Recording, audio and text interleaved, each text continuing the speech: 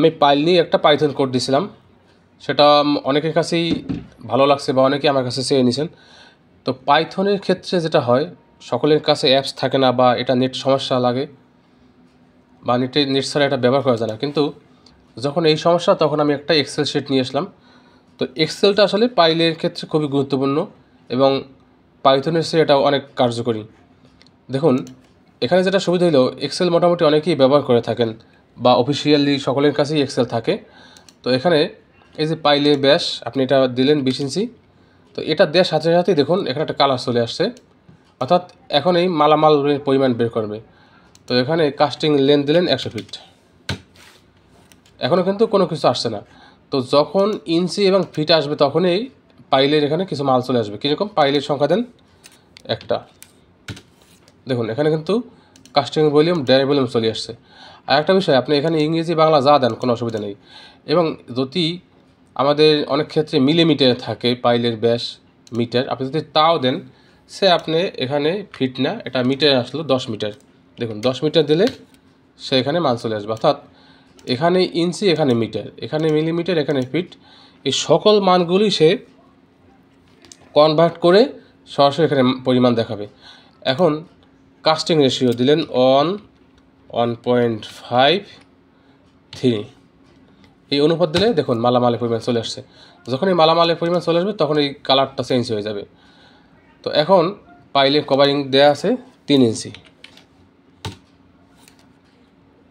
অথবা মিলিমিটার। আপনি এখানে মিলিমিটার যদি থাকে পাইলে ড্রয়িংয়ে মিলিমিটার দেবেন। পাইলের ব্যাস দেখুন, স্পাইরালের ব্যাস আপনার এখানে দেওয়া আছে, স্পাইরালের ব্যাস আপনি এটা পছন্দ সই দেন। সাধারণত 10 মিলি দেওয়া থাকে, 10 মিলি দিলেন।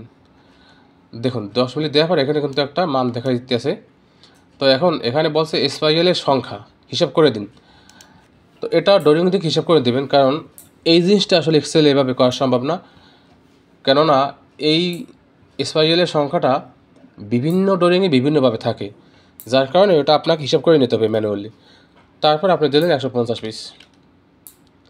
দেখুন এটা দেওয়ার সাথে সাথে এখানে কালার চেঞ্জ হয়ে গেছে, অর্থাৎ এটা হিসাব শেষ। তাহলে একটি স্পাইরালের দৈর্ঘ্য পাওয়া গেল, টোটাল স্পাইরালের দৈর্ঘ্য পাওয়া গেল এবং স্পাইরালের ল্যাপিং সংখ্যা পাওয়া গেল, যে আমার 150টার জন্য কতটা ল্যাপিং লাগবে। সাথে পাওয়া গেল স্পাইরালের ল্যাপিং লেন্থ, এখানে চাইছে যে স্পাইরালের ল্যাপিং লেন্থ আমরা কত দেবো। আপনি ইঞ্চি ক্ষেত্রে দিলেন যে 18 ইঞ্চি। দেখুন তাহলে স্পাইরালের পরিমাণ শেষ।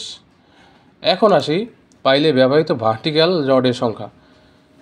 কিন্তু কোডিংয়ে কিন্তু একটু সমস্যা ছিল, কিন্তু এটা এখানে সেই সমস্যাটা নাই। এখানে দেখুন টাইপ 1, টাইপ 2, টাইপ 3 দেখানো। আপনি যেহেতু এখানে আপনার কাস্টিং লেন্থ 10 মিটার দেখাইছেন, তো সেই অনুযায়ী আপনি এখানে আপনার 30 ফিট দেখাইলেন রডের দৈর্ঘ্য।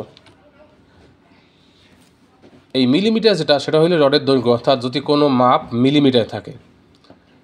এখন এখানে আছে সংখ্যা, অর্থাৎ কতটা মানে পাইলে কতটা রড আছে, সে 8টা আছে। কত মিলি ব্যাসের, এখানে ক্লিক করেন, দেখুন এই চলে আসছে 20 মিলি, 25 মিলি, যে মিলি হোক আপনার এখান থেকে চয়েস করে নেবেন। সে 20 মিলি দিলেন, দেখুন এখানে কিন্তু রড চলে আসছে। আর এখানে কিন্তু পাইল সংখ্যা, তো এই পাইল সংখ্যা অর্থাৎ আপনি এখানে যে মান দেবেন সেই মানটা এখানে। তো এটা আপনার পছন্দসই আপনি দিতে পারেন। সে এখানে আপনি দিলেন 20, এখানেও 20 চলে আসছে। তো এটা কিন্তু 20 মিলি রডের ক্ষেত্রে, কেননা আপনি এখানে 20 মিলি দেখাইছেন, এই জন্য এই যে টাইপ 1, তার মানে এটা 20 মিলি।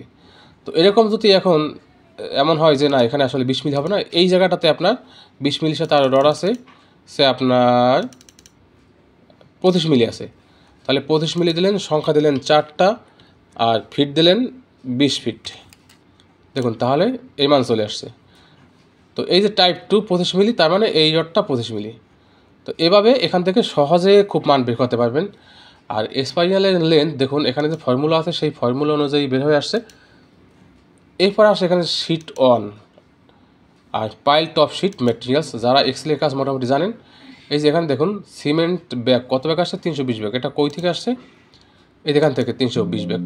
তো এই জিনিসগুলো আপনি এভাবে সাজাই নেবেন। এখানে পরিমাণ, দর, অ্যামাউন্ট, অন্যান্য যা কিছু আছে সকল পরিমাণ এখানে লিখে হিসাব করতে পারবেন। এই টপ শিটটা লিখছি শুধু আপনাদের সুবিধার জন্য, যারা কাস্টমাইজ করে নেবেন, যাদের কাজের অন্যান্য দরকার হয়, তারা এখান থেকে কাস্টমাইজ করে নেবেন। আর এই জায়গাটা শুধুমাত্র ক্যালকুলেটর, এটা জাস্ট একটা ক্যালকুলেটর, এটা খুব সহজে দ্রুত নেওয়ার জন্য আপনি এইটা ব্যবহার করতে পারেন।